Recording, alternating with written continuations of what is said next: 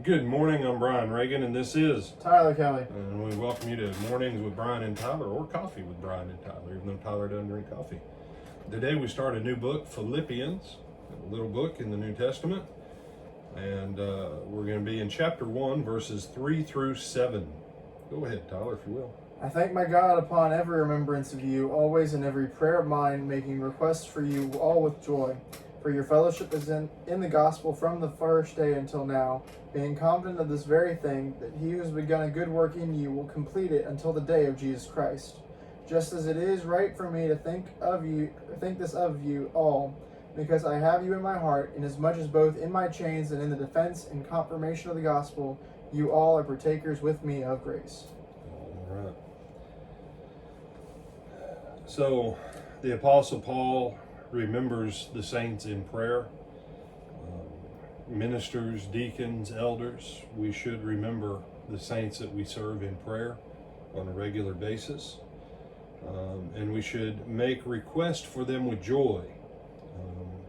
That sometimes is the challenging part. But we should be joyful when we make requests for our brothers and sisters, because their doing well is our having a little bit easier job to do, Lord willing.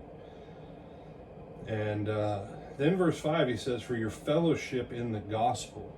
And this fellowship in the gospel in chapter 4, he's going to make the point that their fellowship in the gospel with him is their financial support of his ministry that he's been doing throughout the Roman world. It's not just what Paul did in Philippi, it's what Paul has been doing in multiple places. And they are sharing in that financially. And you say, yeah, I'm gonna address this. If you're watching, if you're being blessed by watching someone else's ministry and you know that what they teach is the truth, I would encourage you, commit something, even if it's 2 cents, and be a partner in that. Have fellowship with them in that ministry. Because their fellowship was from the first time that they were with Paul until, as Paul was writing this letter, meaning you've been partners with me in seeking and saving the lost.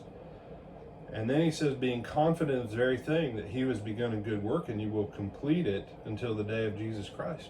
What God is working through you is going to come to fruition, both personally as individuals and corporately as a church, in what you all are doing to help the furtherance of the gospel. And that's why verse 7, he says, just as it's right for me to think this of you all. So the whole church was in on it with him, because I have you in my heart. In what 2 areas? In his chains, so when he's been held as a prisoner, and in his defense and confirmation of the gospel, as he's been preaching and teaching in various places. They are partakers with him of his grace as an apostle. And I want the grace there.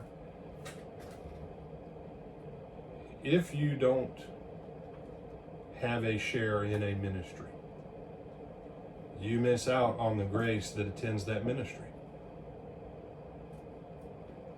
Paul said, you've been with me in the good and the not so good. But you've been blessed because the grace that's upon my ministry is a grace that also is extended to you, because you're partakers of that grace with me because of your fellowship. And that whole thing is all part of them moving toward completion and maturity of the work Christ is doing in them. And the simple fact is, in America, we've got this problem. We take and take and take and take and take and take. And we say, well, someone else is paying for it. And we don't realize that you're right, someone else is paying for it.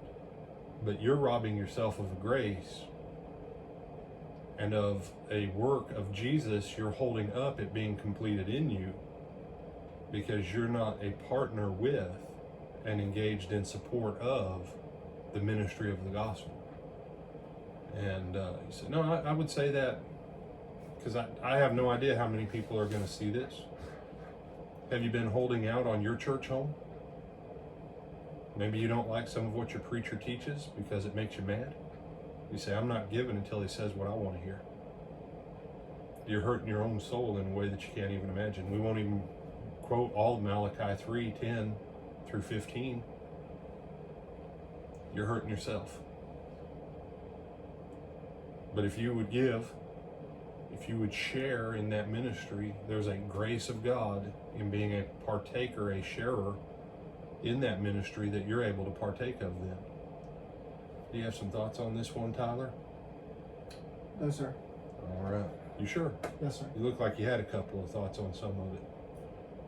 No, sir. Okay. Well, that's where Philippians 1 starts.